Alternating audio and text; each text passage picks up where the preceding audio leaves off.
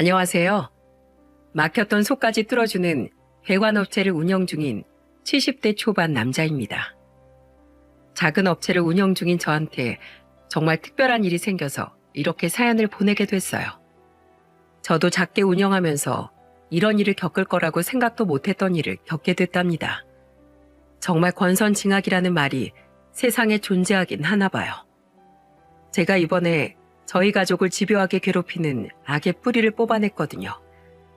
마음 한켠에 품고 살 만큼 복수하고 싶던 사람은 바로 전 며느리였습니다. 정말 사람의 탈을 쓰고 어떻게 저럴 수 있나 싶을 만큼 잔인한 배신을 한 사람입니다.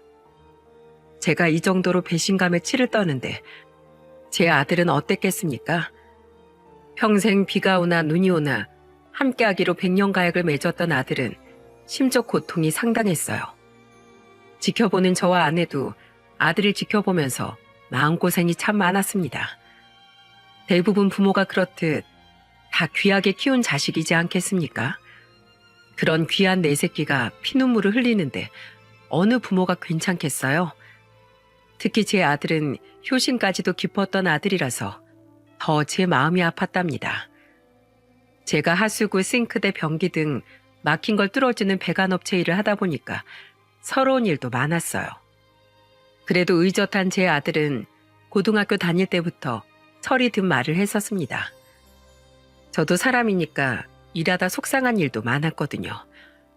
그런데 아들이라 그런지 자기 아버지가 힘든 걸 눈치채고 절 위로하면서 묻더군요. 아버지, 무슨 일 있으셨어요? 아니다. 일하다 보면 다 그렇지. 네 아버지가 하는 일이 그렇잖아. 미안하다. 네? 뭐가 그래요? 아버지가 불법적인 일 하신 거 아니잖아요. 저 모르게 어디서 도둑질 하셨어요? 예끼, 큰일 날 소리를 하고 있어. 네 아버지가 남의 돈 훔칠 사람이야? 그냥 사람들이 보기엔 내가 하는 일이 굳은 일이니까 그렇지. 전 그렇게 생각 안 해요.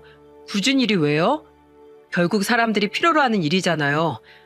없으면 안 될 직업이고 누군가는 아버지 도움이 절실히 필요하니까 정당한 금액을 내고 이용하고 있는 거예요. 다른 사람들이 어떻게 생각하더라도 저한테 아버진 자랑스러운 가장이세요. 남들이 기피하는 일을 한다는 건 정말 대단한 일이잖아요. 제 눈엔 마냥 어려 보이던 아들이 저런 말을 하니까 정말 다 컸다는 생각도 들었어요. 해준 것도 별로 없었는데 대견하게 잘 커준 아들이 참 고마웠답니다. 장남이 이렇게 의젓하니까 막내딸도 반듯하게 잘 자라주었어요. 왜냐하면 장남이 하나 있던 여동생을 끔찍하게 아꼈거든요. 학교 다닐 때도 딸이 학교에서 자습하다 늦게 오면 아들이 딸과 같이 들어오곤 했습니다. 자기 공부한다고 피곤할 텐데도 아들은 동생부터 챙겼죠. 둘이 나란히 들어오는 걸 보면서 전 넌지시 물었답니다. 아이고, 동아가 또 동생 데리고 같이 오는 거야? 얘 은근 밤에 혼자 엘리베이터 타는 거 무서워해서 같이 왔어요. 아버지, 근데 누굴 닮아서 이렇게 겁이 많아요? 엘리베이터에서 처녀 귀신이 나올 것 같대요. 아들의 말에 딸은 볼멘 소리를 하면서 말하기도 했어요. 내가 혼자 간다고 했는데 오빠가 오겠다고 한 거야. 정말이라니까. 내가 너 혼자 겁먹고 엘리베이터 못 탈까봐 구해준 거지. 그래, 아주 고맙다. 동생 놀려먹고 아주 좋겠어. 둘이 투닥거리는 모습도 귀여워 보일 만큼 남매가 참 사이가 좋았습니다. 나란히 같은 초등학교 다닐 때도 서로가 서로에게 가장 귀한 친구였답니다. 서로 투닥거리다가도 어느새 든든한 의지처가 되어주면서 지내더군요. 그래서 아내와 전 아이들이 잘 크고 있다는 게 참 좋았네요. 게다가 사람 마음 잘 헤아려주고 다정한 아들은 하고 싶은 일은 꼭 해내는 진취적인 성격이었습니다. 30 초반에 프랜차이즈 사업을 시작해서 승승장구하기도 했거든요. 그래서 30 중반엔 표창까지 받을 정도로 성실하게 사업을 키워나가던 아들이었어요. 젊은 나이에 사업한다고 무작정 뛰어들었을 땐 걱정도 많았는데 잘 해내는 걸 보니까 안심이 되더라고요. 저렇게 아들이 승승장구하는 걸 보니까 장가 가서 좋은 가정도 꾸릴 거라고 생각했습니다. 일도 잘하고 심성도 좋은데 결혼 못할 이유가 있겠습니까? 제 아들이라 그런지 어디 하나 빠지는 곳 없다고 생각했죠. 그랬더니 어느 날 아들은 결혼할 여자라면서 집으로 여자를 데리고 왔었어요. 그런데 전 며느리를 보자마자 깜짝 놀라고 말았습니다. 왜 놀랐는 줄 아시나요? 글쎄 아들이 데려온 예비 며느리가 TV에도 몇 번 나온 적이 있던 여자 배우였던 겁니다. 주연은 아니어도 조연으로 자주 나오던 사람이라 드라마를 자주 보던 아내는 입을 떡 벌리면서 소리쳤어요. 세상에 이게 누구야? 아니 TV에서 보던 처자가 왜 여기 있어? 아내가 호들갑을 떨면서 놀라니까 예비 며느린 민망한 목소리로 인사했습니다. 안녕하세요. 김양순이라고 합니다. 이름을 말하면서 인사하니까 아내는 손뼉을 치면서 말했어요. 아이고, 맞네, 맞아. 내가 아주 드라마 광이에요. 얼굴 보자마자 따가야겠네. 정말요? 감사드려요. 저 이렇게 바로 알아봐주는 분들 많이 없는데 정말 감사드립니다. 내가 정말 재밌게 잘 보고 있었어요. 우리 아들이 이런 대단한 사람을 만나고 있는 줄은 꿈에도 몰랐네. 아내가 너무 좋아하니까 오히려 예비 며느리가 당황한 것 같았죠. 그러면서 자기를 이렇게 알아봐주는 사람이 없다면서 좋아하기도 하더군요. 아내 말로는 TV에서 사연 있는 며느리 역할로 자주 나왔다고 했어요. 순해 보이는 배역을 연기하던 사람이라 그런지 인상도 참한 인상에 말도 예쁘고 나긋나긋하게 하니까 사람이 좋아 보이더군요. 그런데 전 TV에도 나오는 배우라고 하니까 까탈스럽진 않을까 걱정이 들기도 했어요. 그런데 그날 아내가 감자탕을 한 냄비 끓여왔는데 털털한 목소리로 예비 며느리가 감탄을 하면서 말하더군요. 와, 잘 먹겠습니다. 어머님, 저 감자탕 진짜 좋아해요. 난 우리 아들이 예비 며느리 데려온다길래 다른 더 좋은 걸 해주려고 했는데 감자탕을 그렇게 좋아한다면서? 네, 맞아요. 저 감자탕 없어서 못 먹어요. 어머님이 해주신다고 하셔서 저 얼마나 감동했는지 몰라요. 잘 먹겠습니다. 다행이네. 식겠다. 어서 먹어.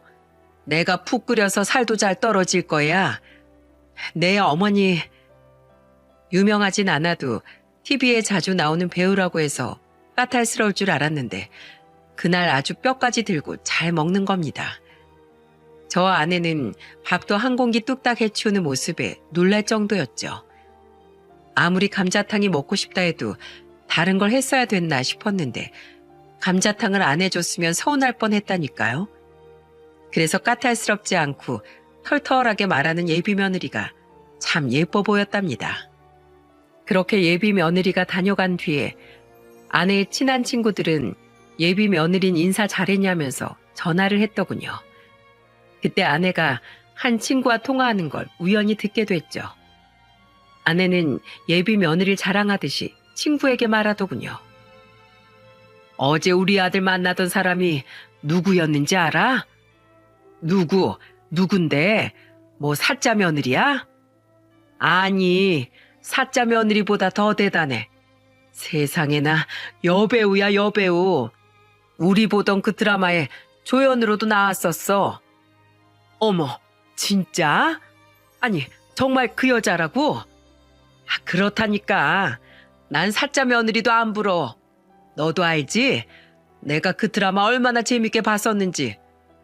나 눈앞에 있는 거 보고 헛거보는 줄 알았다니까. 아이고, 내 친구 며느리 복이 터졌어. 내가 네 결혼식은 전쟁이 나도 갈게. 아내는 부러워하는 친구들의 말에 어깨가 으쓱해져 있었어요. 제 친구들도 아들 소식을 듣고 부러워하면서 한마디씩 하기도 했답니다. 아들 사업 승승장구한다더니 이제 며느리까지 잘 들어오네. 집안의 경사가 줄을 이어서 좋겠다. 자식 잘 되는 게 내 나이에 최고 복이지. 그 당시 전 아들 덕분에 어깨가 으쓱해졌어요. 아마 저와 나이가 비슷한 분들은 공감하실 겁니다. 제 나이에 자식들이 잘 사는 게 최고 자랑거리 아닙니까? 그래서 저도 아들 덕분에 인생의 훈장 하나 단 기분이었어요. 특히 아들 결혼식 때도 하객들은 며느리 칭찬을 입이 마르고 닳도록 했었답니다. 참하고 예쁜 며느리를 누가 마다하겠습니까? 그렇게 수많은 하객의 축하를 받은 아들이 행복하게 잘 살 거라고 생각했어요. 그리고 처음엔 저희 부부의 바람대로 정말 잘 살았고요. 한 번은 아내가 친구들과 여행을 가기로 했던 적이 있었죠. 그때 며느리가 어떻게 했었는 줄 아십니까? 평소 아내가 옷도 잘 사는 성격이 아니다 보니 어디 간다고 하면 입고 갈 옷이 별로 없었어요. 그때 막내딸도 결혼 준비한다고 바쁠 때라 아내를 미처 챙기지 못했죠. 그런데 며느리가 갑자기 양손 가득 뭘 들고 찾아온 거예요. 그러면서 가져온 걸 하나씩 풀면서 아내한테 말하더군요. 어머님, 이것 좀 한번 입어보세요. 내일 모레 친구분들이랑 제주도 가신다면서요? 그걸 어떻게 알았어? 내가 말도 안 했던 것 같은데. 어머님이 남편이랑 통화하는 거 들었죠. 지금 남편 일이 좀 바쁠 때라서 제가 준비 좀 해봤어요. 이런 거 며느리가 챙겨야죠. 세상에, 이걸 다 직접 골라서 사온 거야? 그럼요. 어머님, 제가 다 어머님 생각하면서 다 골라온 거예요. 사이즈도 딱 맞으실 거예요. 어머, 어쩜 이렇게 꼭 맞을까? 너도 바쁠 텐데 이런 건 어떻게 샀어? 아내는 며느리가 사온 옷을 입어보면서 기뻐했습니다. 거울에 이리저리 비춰보는 모습을 보는데 소풍 가는 아이 같은 모습이었습니다. 아이처럼 기뻐하는 아내 모습에 저도 마음이 참 좋았어요.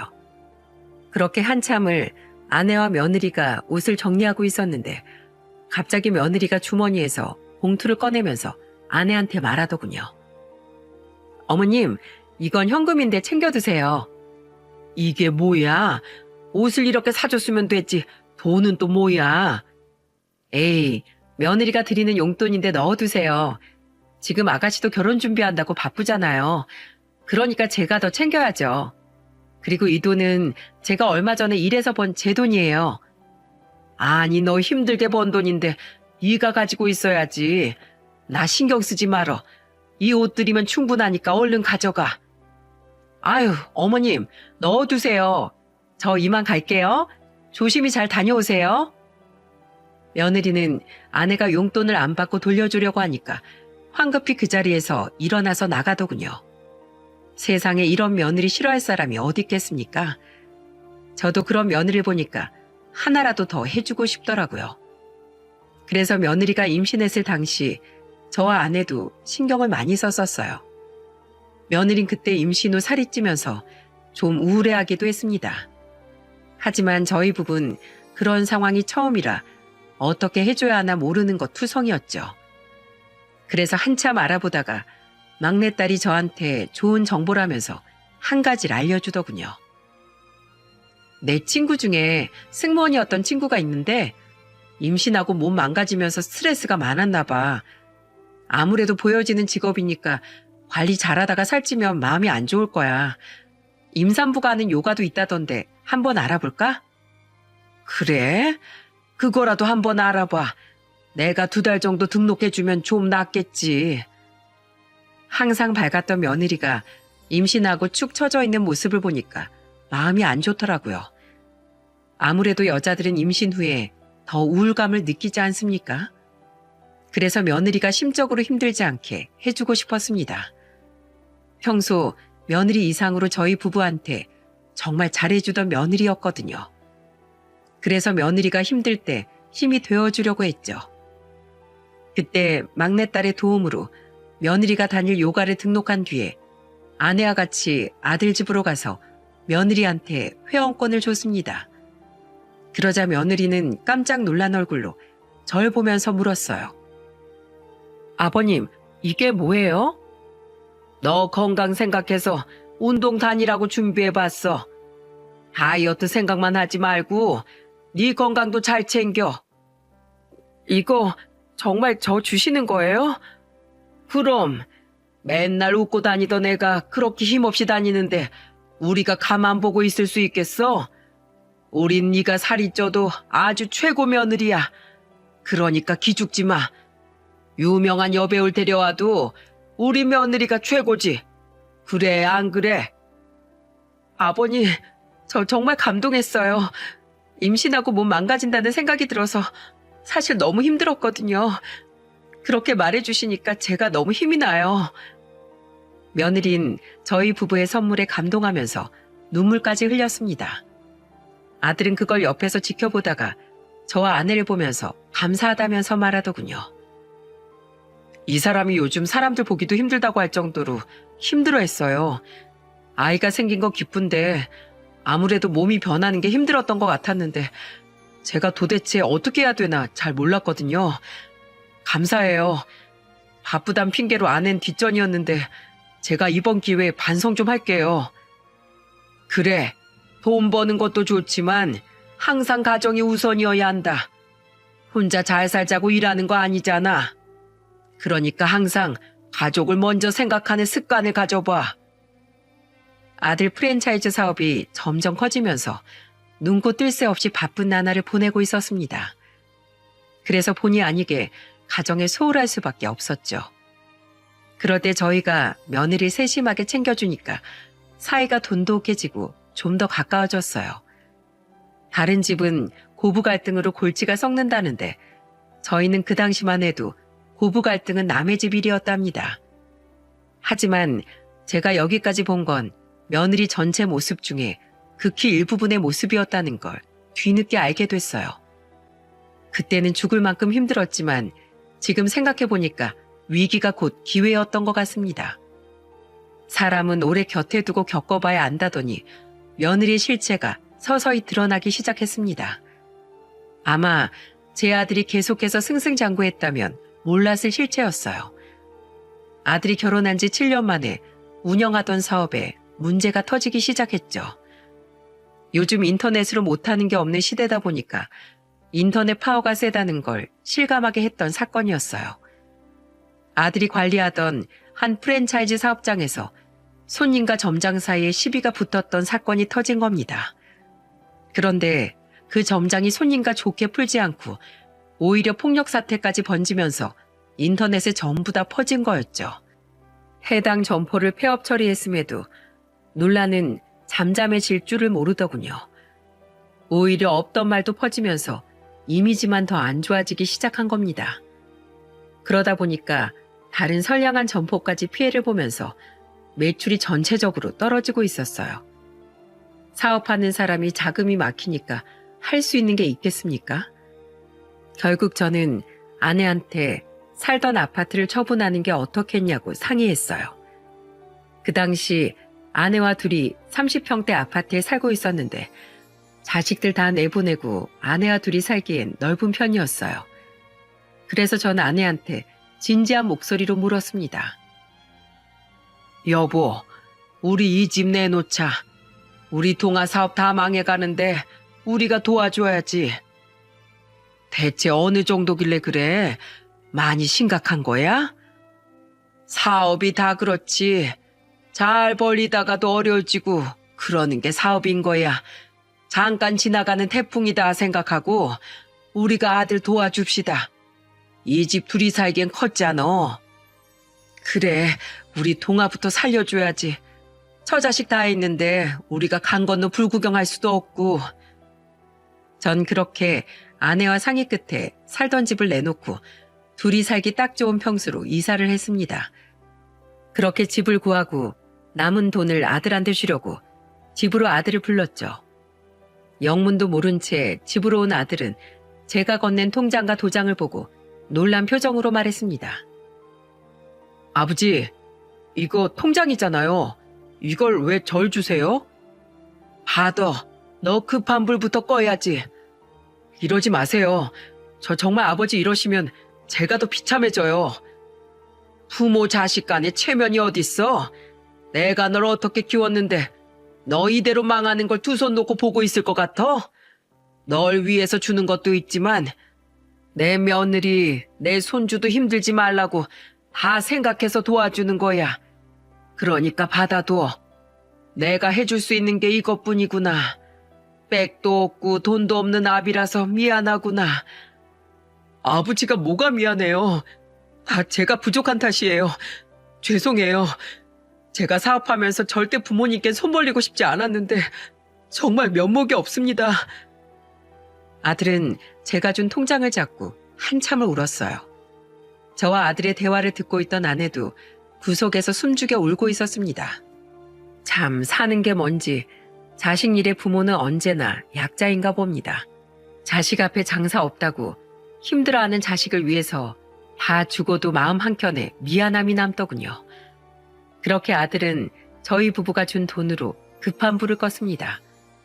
몇 달을 버티는가 싶더니 또 위기가 찾아오길 반복하고 있었죠. 그런데 보통 남편이 하던 사업이 어려우면 자연스럽게 아내도 같이 아끼면서 살아야 하는 거 아닙니까? 아들이 잘 나가던 땐 당연히 풍족하게 지냈겠지만 그때는 사업이 휘청거리는데도 며느리는 정신을 못 차리는 것 같았어요.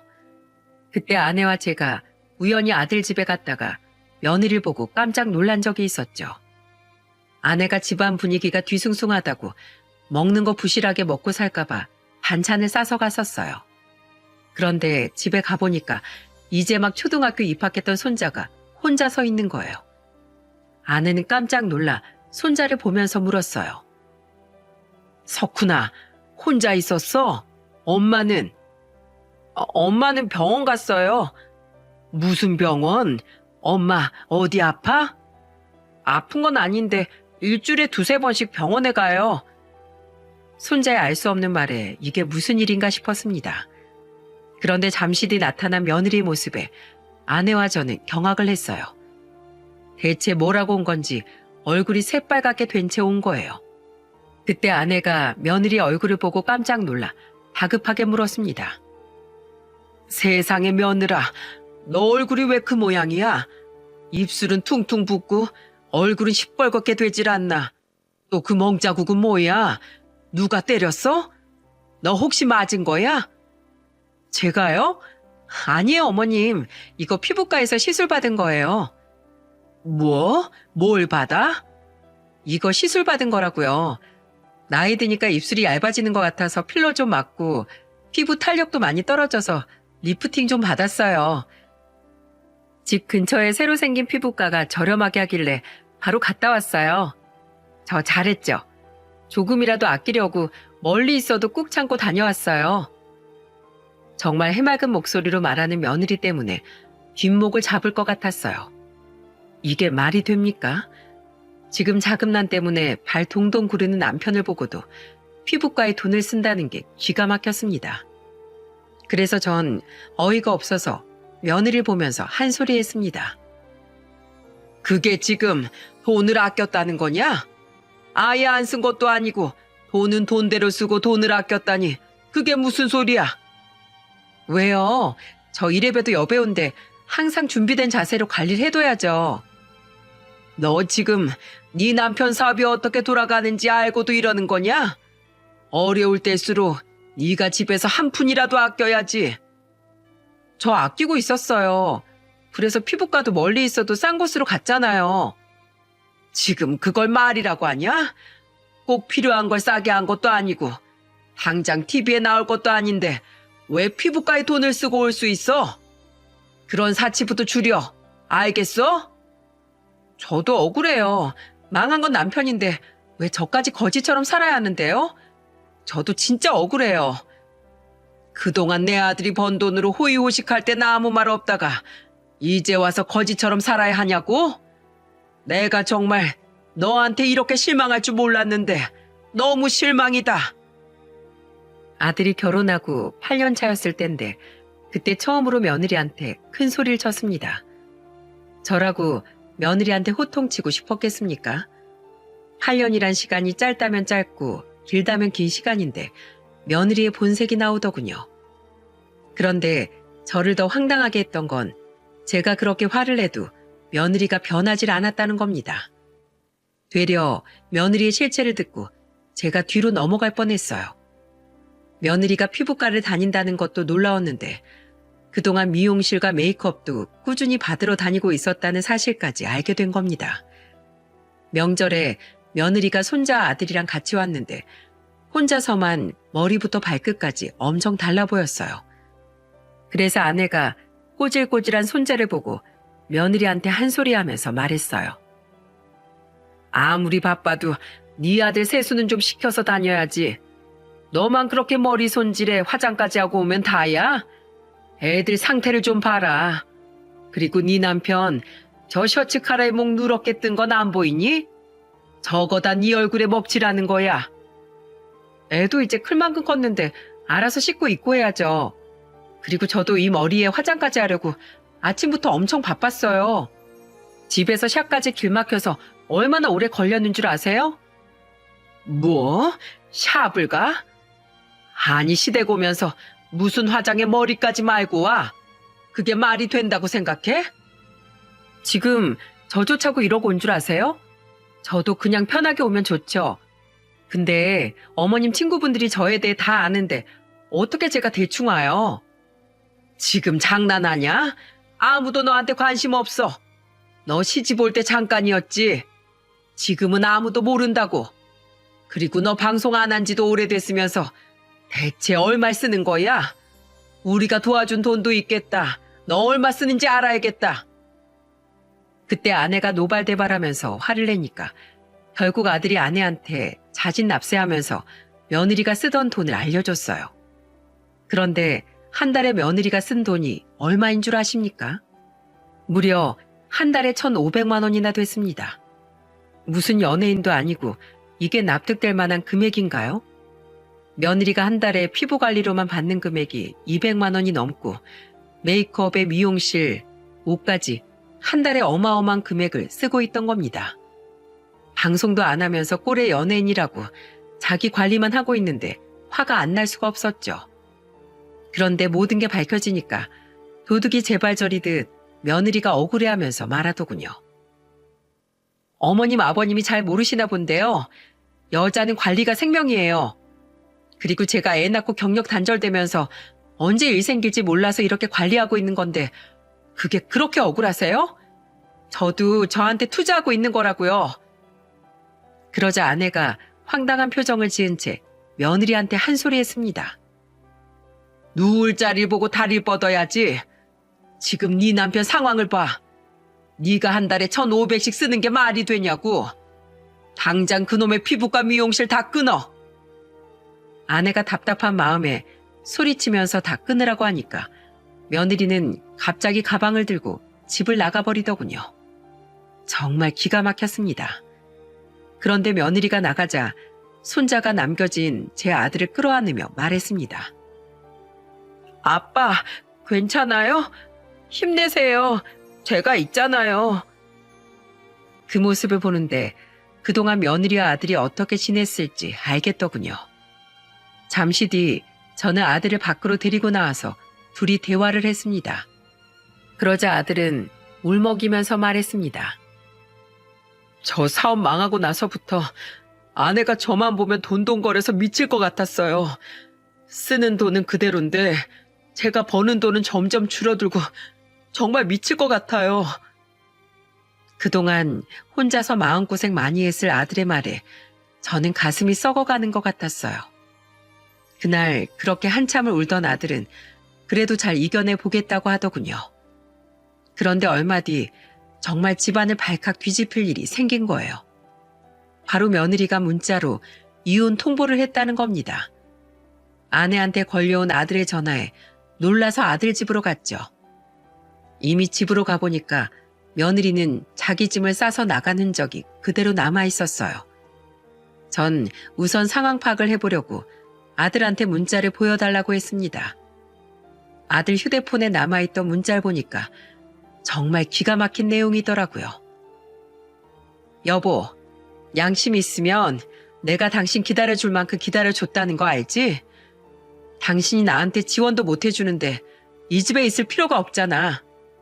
그리고 가만히 생각해보니까 난 지금껏 당신을 사랑한 게 아닌 것 같아. 그리고 앞으로도 더 이상 당신을 사랑하는 마음은 안 생길 거야. 그러니까 이쯤에서 각자 새 인생 살자. 더 이상 날 찾지 마. 이혼 신청서는 위에 올려놨어. 거기에 도장 찍고 법원에서 보자. 사업이 어려워지면서 힘든 상황에 있는 아들을 이렇게 버린다는 게 정말 화가 났습니다. 그래도 8년이라는 시간 동안 아이까지 낳고 살았는데 문자로 이혼한다는 게 말이 됩니까? 탁자를 보니까 정말로 며느리가 두고 간 이혼 서류가 보이더라고요. 이렇게까지 며느리가 단호하게 떠난 이유는 그때 아들 상황이 좀 심각했기 때문이었어요. 더 이상 자금이 없던 아들 회사가 결국 부도 처리가 났던 상태였죠.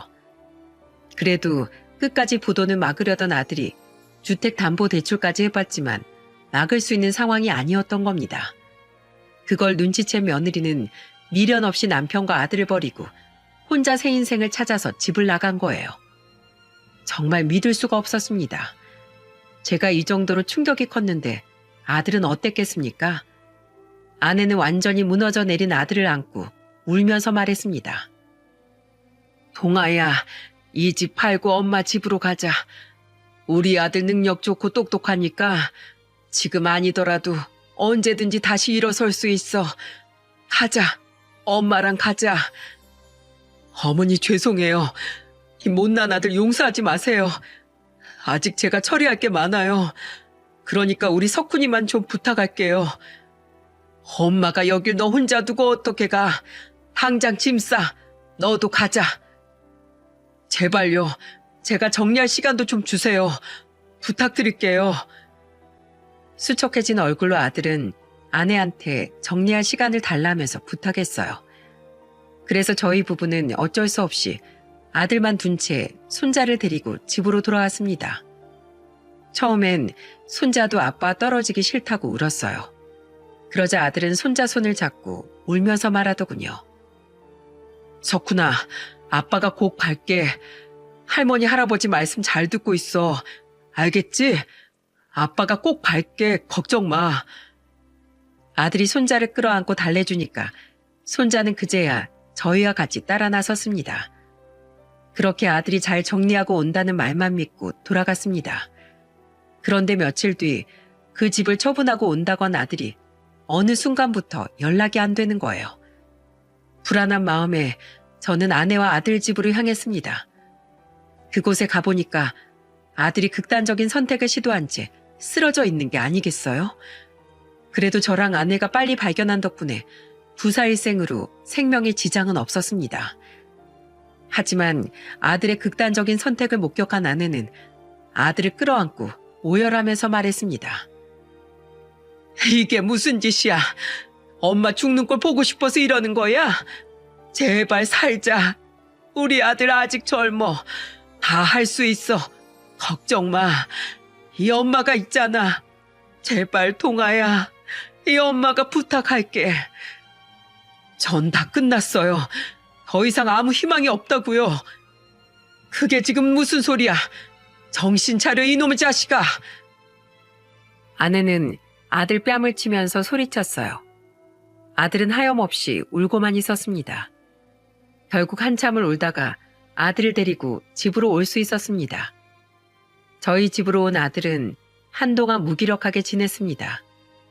그래도 부모와 있어서 그런지 아들은 힘을 내려고 노력하는 게 보였죠.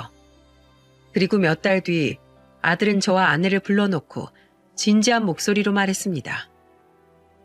아버지, 어머니, 이제 이혼도 마무리됐고 회사도 정리했어요.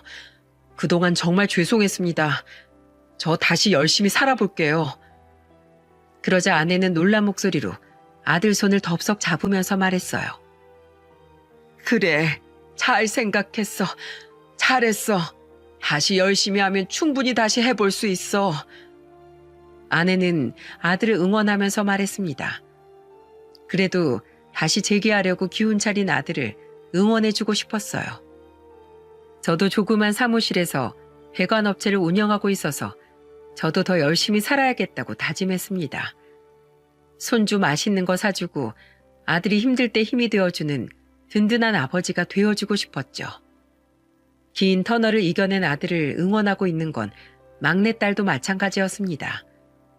아들이 일하는 동안 손자도 돌봐주면서 아들이 일에만 집중할 수 있게 해줬어요. 딸도 결혼해서 아이를 키우고 있어서 육아에 능숙했습니다. 그렇게 가족의 응원을 받은 아들은 프랜차이즈 회사에서 좋은 조건으로 스카우트 되는 기회가 찾아왔어요. 그 당시 업계에서 상당히 촉망받는 사업가로 알려져 있던 상태였기에 비슷한 업계에서 좋은 연봉을 제시했었죠. 그 덕분에 아들은 능력을 펼칠 수 있는 회사에 입사해 일을 하게 된 겁니다. 아들이 자리를 잡기 시작하니까 손자도 금세 안정을 되찾았어요. 그렇게 모든 게 자리를 잡으면서 2년이 지나 있었습니다. 손자도 어느새 10살이 되어 있었죠. 그래서 혹시나 싶은 마음에 손자한테 조심스럽게 물었습니다. 석훈아, 엄마 보고 싶지 않냐? 에이, 할아버지 다 알아요. 이제 저도 10살이에요. 그동안 한 번도 찾아오지 않는 사람을 제가 왜 보고 싶어 해요? 전 지금 이렇게 사는 게 제일 좋아요. 아무렇지 않게 말하는 손자를 보니까 제가 더 마음이 아팠어요. 일찍 철이 든 손자 모습이 괜히 미안하기까지 했습니다. 그래도 어쩌겠습니까? 현실만 탓하기엔 아직 살 날이 많은 아들과 손자를 위해서라도 더 성실하게 살려고 노력했어요. 그리고 이젠 한 가족처럼 잘 지내고 있었죠. 그러던 어느 날 20억대 고급 아파트에서 변기가 막혔다고 한 통의 의뢰 전화가 걸려왔습니다. 시간이 밤 8시라 마무리하고 집에 갈 시간이었지만 한 푼이라도 더 벌자 싶어서 그냥 가게 됐습니다.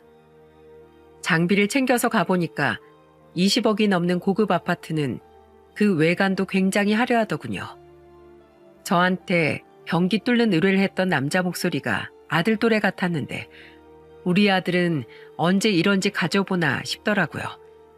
이런저런 생각을 뒤로하고 저는 집 안으로 들어갔습니다. 문을 열고 들어가자 저한테 전화했던 남자로 보이는 사람이 친절한 목소리로 절 맞이하면서 말했습니다. 안녕하세요. 늦은 시간인데도 출장 와주셔서 감사드려요. 제 일인데요 뭘. 괜찮습니다. 화장실이 어디 있을까요? 네, 저쪽이에요. 그렇게 남자가 가르쳐준 방향으로 가서 화장실을 확인했습니다. 남자의 말처럼 꽉 막혀 있었고 저는 챙겨온 장비로 일할 준비를 했어요. 전문 장비인 석션기를 이용해서 뚫고 나면 왜 막혔는지 정확한 진단까지 가능했었죠. 그런데 본격적으로 변기를 뚫으면서 할 일을 하고 있었는데 갑자기 제 뒤로 앙칼진 여자 목소리가 들려왔습니다. 아저씨, 뭘 꾸물거려요. 우리 아직 저녁도 못 먹었어요. 밥 먹어야 되니까 빨리 좀 해요. 냄새나서 밥을 먹을 수가 없잖아요. 제가 오래 해온 일인데 정말 저런 여자는 처음 봤어요. 변기를 제가 막은 것도 아니고 왜 저한테 짜증을 내는지 기분이 확 상하더라고요. 그런데 뒤를 돌아서 확인한 여자 얼굴을 보고 전 깜짝 놀랐습니다. 바로 3년 전 우리 아들과 손자까지 버리고 도망간 전 며느리였던 거예요. 그때 저만 놀란 게 아니었어요. 전 며느리도 깜짝 놀랐는지 절 보자마자 헛소리까지 했습니다. 뭐야? 아버님. 아니지, 이제 아버님도 아니죠? 얼마나 놀랐으면 자기도 놀라서 아버님이라고 하겠습니까? 어이가 없어서 코웃음을 치니까 미친 소리를 내뱉더군요. 우와, 지금 저희 집에 똥 풀어 오신 거예요? 어쩜 이렇게 만날 줄은 몰랐는데 이것도 인연이라면 인연인가 봐요. 근데 이걸 보니까 제가 참 이혼하기 잘한 것 같네요. 어떻게 살았길래 아직도 이러고 살아요? 됐고 그냥 하던 거나 빨리 하고 가세요. 뭐야? 네가 지금 뚫린 입이라고 그게 할 소리야? 어떻게 전 시아버지한테 이렇게 말할 수 있는 겁니까? 시집살이 당한 것도 아니고 아들 옆에서 기생하듯 편하게 살았으면서 정말 기가 막혔습니다. 그런데 심기를 건드는 말은 이게 끝이 아니었어요. 바로 피도 눈물도 없는 전 며느리가 손자 이름을 거들먹거리면서 말한 겁니다. 왜요? 제 입으로 말도 못해요? 아, 석훈이는 잘 커요? 이런 할아버지 보고 크면 잘 클 리가 없을 텐데 그건 좀 마음이 아프긴 하네요. 이혼하고 한 번도 찾아온 적 없던 전 며느리가 비꼬면서 손자 이야기를 하니까 저도 참을 수가 없더라고요. 그때 저도 이성을 잃어버렸던 것 같습니다. 자기가 한 짓은 생각도 못하고 아무렇지도 않게 전 시아버지 옆에서 껌을 씹으면서 말하는데 화가 안 나겠습니까? 그런데 말하면서 자꾸 실실 웃는 걸 보니까 딱 봐도 술에 취한 상태처럼 보였어요. 술 취한 놈한텐 매가 약이라는 말처럼 저는 똥을 풀려고 했던 석션기 호수를 들고 팡 하고 정확히 전 며느리 얼굴을 조준해서 날려버렸어요.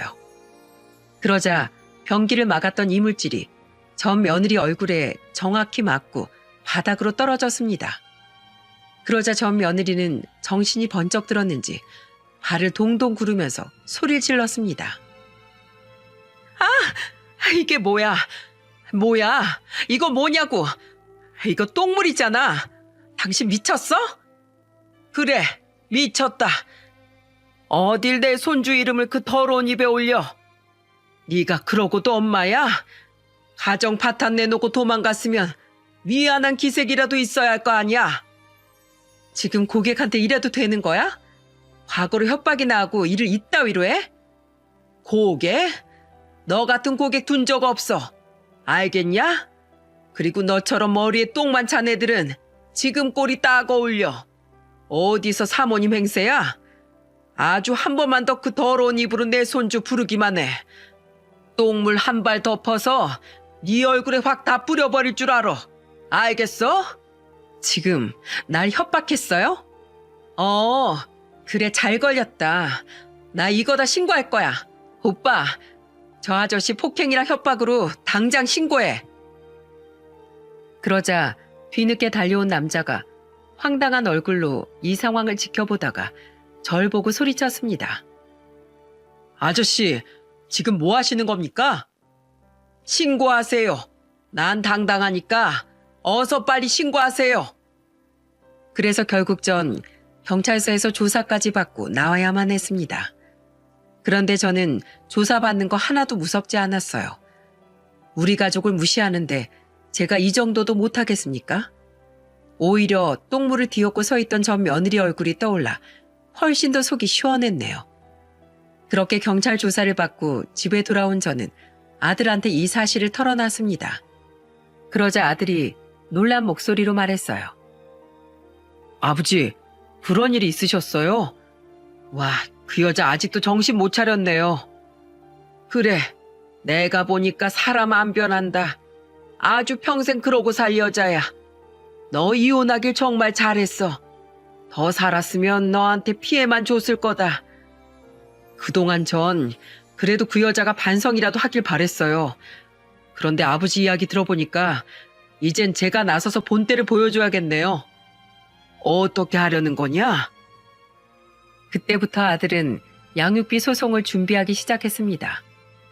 그동안 아들이 두고 보고 있었는데 고급 아파트에 살면서도 양육비를 안 주고 있다는 걸 알게 되자 가만히 있을 수가 없었던 겁니다. 그 결과 어떻게 됐는 줄 아십니까? 고의적으로 아들 연락을 피하던 전 며느리가 한 5개월 뒤 전화를 했더군요. 그때 저와 아내, 아들 이렇게 셋이 밥을 먹고 있는데 전화가 걸려와 다 같이 통화 내용을 들을 수 있었습니다. 그런데 혀가 꼬인 걸 보니까 또 만취해서 전화를 했던 거였어요. 그런데 전 며느린 술에 취해 정신 나간 소리를 하기 시작했어요. 당신 미쳤어? 나 지금 돈도 못 버는데 지금 양육비 소송을 걸면 어떡해? 누가 네 당신이야? 20억 고급 주택에 살면서 양육비 60만 원이 아깝냐? 네가 저질러 놓은 일은 수습하면서 좀 살아. 인생을 왜 그따위로 사냐? 나 아직 결혼도 못했어. 결혼이나 하고 나서 걸었어야지. 이제 어쩔 거야. 다 망했잖아. 이게 지금 애엄마가 할 소리랍니까? 손자는 잘 있나 묻지도 않고 본인 살기만 급급한 겁니다. 그런데 그날 전화에 충격적인 사실이 밝혀졌어요. 알고 보니까 그 남자 전 며느리는 동거하고 있던 거였습니다. 심지어 아들과 이혼 후 고급 술집에 다녔던 것 같았어요. 여러분 혹시 템프로라고 들어보셨나요?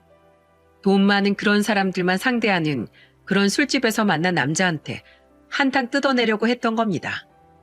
그런데 끼리끼리 논다는 말이 있죠. 전 며느리가 어디서 지 같은 거 골라서 팔자를 고치려고 했던 거예요. 그날 울면서 전 며느리 얘기를 들어보니 어이가 없더라고요. 그 사람 빚 좋은 개살구였어. 불법 도박 사이트 운영하다 걸려서 얼마 전에 도박 공간 개설죄에다가 국민체육진흥법 위반으로 형사처벌 받게 생겼다고. 그뿐인지 알아? 그 집도 다 월세야. 내가 양육비가 어딨겠냐고. 그러니까 결국 한탕 해보려다가 그 남자가 교도소에 들어가면서 전 며느린 한순간에 몰락하고 말았던 거예요.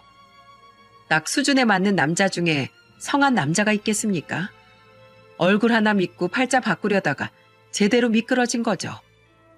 그래서 아들은 듣다가 어이가 없었는지 단호하게 말했습니다. 야, 내가 제대로 한번 까발려 줄까? 양육비도 안 주고 술집에서 일하다 거기서 만난 남자랑 동거하다가 버림받았다고 다 공개해 볼까? 대체 왜 그래? 원하는 게 뭐야? 내 인생 박살내려고 작정했어? 원하는 거 간단해. 이번 달까지 밀린 양육비 전부 내놔. 60만 원씩 1년이면 720만 원이고 정확하게 네가 밀린 몇 년치 양육비가 2,520만 원이야. 네 인생 다 까발려지기 싫으면 당장 내놔. 알겠어? 돈 줄 거 아니면 전화도 하지 마. 결국 아들은 화를 내고 전화를 끊어버렸습니다. 그리고 술 취한 저 며느리가 기억 못할까봐 문자도 남겼어요. 그런데 정말 어이없던 게 뭔 줄 아십니까? 자기 이미지가 실추되는 게 겁나서 그런지 정말로 그 달 안에 양육비 전부를 보낸 거예요. 줄 수 있는데도 안 준 걸 알았는데 아들이 가만히 있었겠습니까? 그래서 아들은 또 한 번 통보를 했습니다. 너 진짜 웃긴다. 지금까지 보내줄 수 있는데 안 보내줬다는 거네? 다음 달부터 한 달이라도 늦으면 나 정말 네 실체 낱낱이 다 밝힐 거야. 알겠어? 이런 막장 스토리 우리나라 언론이 아주 좋아하던데 너 진짜 똑바로 살아. 알겠냐? 하루라도 늦기만 해봐. 내가 가만 안 둘 거야. 알겠다고. 그러니까 내 신상 절대 유포 안 하겠다고 약속 지켜. 누가 보면 아주 대단한 스타인가 싶을 만큼 자신의 신상이 밝혀지는 건 두려워하더군요. 그 덕에 아들은 그 전화를 끝으로 매달 꼬박꼬박 양육비를 받고 있어요. 정말 얼마나 다행인지 모릅니다. 그래서 제가 이 사연을 쓸 때 김양순이라고 했던 건 가명이에요. 지금은 양육비를 잘 보내고 있어서 가명으로 사연을 보냈답니다. 앞으로도 전 며느리의 신상을 인터넷에 밝힐 일은 없었으면 좋겠네요. 혹시라도 손자가 친엄마의 실체를 알게 된다면 상처가 얼마나 크겠습니까? 그래서 그냥 지금처럼 양육비나 잘 보냈으면 좋겠네요. 모든 가족이 지금은 다 제자리에서 잘 지내고 있거든요. 아들은 그때 입사한 프랜차이즈 회사에서 승진도 하고 잘 지내고 있답니다. 빚도 대부분 정리해서 미래를 위해 돈도 모으고 있고요. 무엇보다 손자가 건강하게 잘 자라주어서 고마울 뿐입니다. 얼마 전에 저희 부부와 아들 손자까지 가족 사진을 찍었는데 손자가 꽤 컸더군요. 상처받지 않고 잘 클 수 있게 제가 더 열심히 살아야겠어요. 비록 큰 산을 넘어왔지만 그만큼 단단해진 것 같습니다. 저희 가족과 이어져 있던 악연을 끊으니까 속이 다 시원하네요. 이제 저희 가족도 웃을 날이 많겠죠? 여러분들이 많이 응원해 주세요. 제가 사연을 보낸 것도 이혼을 망설이는 부부를 위해서 보내게 됐네요. 솔직히 애 때문에 꾸역꾸역 참고 사는 부부들 있지 않습니까? 하지만 정말 아이를 위하는 길이 무엇인지 꼭 알았으면 좋겠습니다. 제 아들도 처음엔 힘들어했지만 이내 곧 살 길을 찾아내더군요. 세상은 넓고 기회는 많습니다. 성실하게 살고 있었다면 반드시 길이 있을 겁니다. 결혼이 나를 위한 선택이었던 것처럼 이혼도 꼭 자기를 위한 현명한 선택을 하시길 바랄게요. 파란만장한 저희 가족 사연 들어주셔서 감사드립니다. 모두들 행복하세요.